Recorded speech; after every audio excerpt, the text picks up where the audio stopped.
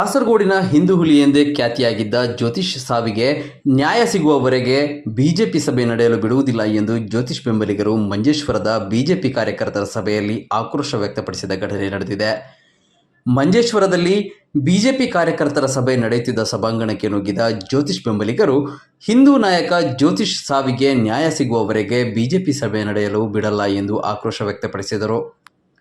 ಜ್ಯೋತಿಷ್ ಸಾವಿಗೆ ನ್ಯಾಯ ಕೊಡಿಸುತ್ತೇವೆ ಎಂದು ಬಿಜೆಪಿ ಜಿಲ್ಲಾಧ್ಯಕ್ಷ ರವೀಶ್ ತಂತ್ರಿ ಹೇಳಿದ್ದರು.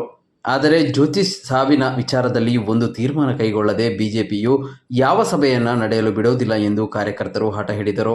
ಅಲ್ಲದೆ ಕಾಸರಗೋಡಿನ ಬಿಜೆಪಿಯ ಕೆಲ ನಾಯಕರ ಷಡ್ಯಂತ್ರದಿಂದ ಜ್ಯೋತಿಷ್ ಸಾವಾಗಿದೆ ಎಂದು ಆರೋಪಿಸಿದ ಕಾರ್ಯಕರ್ತರು ಅಂತಹವರನ್ನ ಕೂಡಲೇ ಬಿಜೆಪಿಯಿಂದ ಉಚ್ಚಾಟಿಸಿ ಎಂದರು.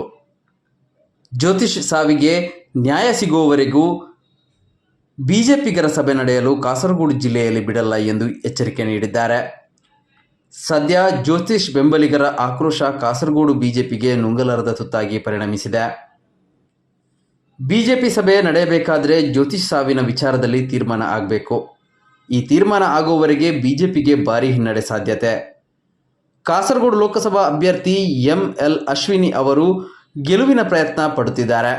ಆದರೆ ಕಾಸರಗೋಡಿನಾದ್ಯಂತ ಅನೇಕ ಬೆಂಬಲಿಗರನ್ನ ಅಭಿಮಾನಿಗಳನ್ನು ಹೊಂದಿರುವ ಜ್ಯೋತಿಷ್ ಅಭಿಮಾನಿಗಳು ತಿರುಗು ಬಿದ್ದಲ್ಲಿ ಬಿಜೆಪಿಗೆ ಹಿನ್ನಡೆ ಖಚಿತ ಎಂದು ಹೇಳಲಾಗುತ್ತಿದೆ. ಆರ್ಎಸ್ಎಸ್ನಲ್ಲಿ ಗುರುತಿಸಿಕೊಂಡು ಪ್ರಬಲ ನಾಯಕನಾಗಿ ಮುನ್ನುಗ್ಗುತ್ತಿದ್ದ ಜ್ಯೋತಿಷ್ ಕಾಸರಗೋಡು ಜಿಲ್ಲೆಯಲ್ಲಿ ಹಿಂದೂ ಹುಲಿ ಎಂದೇ ಗುರುತಿಸಿಕೊಂಡಿದ್ದ ಜ್ಯೋತಿಷ್ 2022 ಫೆಬ್ರವರಿ 15ರಂದು ಶವವಾಗಿ ಪತ್ತೆಯಾಗಿದ್ದರು. ಮನೆಯ ಪಕ್ಕದ ಮರದಲ್ಲಿ ನೇಣು ಬಿಗಿದ ಸ್ಥಿತಿಯಲ್ಲಿ ಅವರ ಮೃತದೇಹ ಪತ್ತೆಯಾಗಿತ್ತು.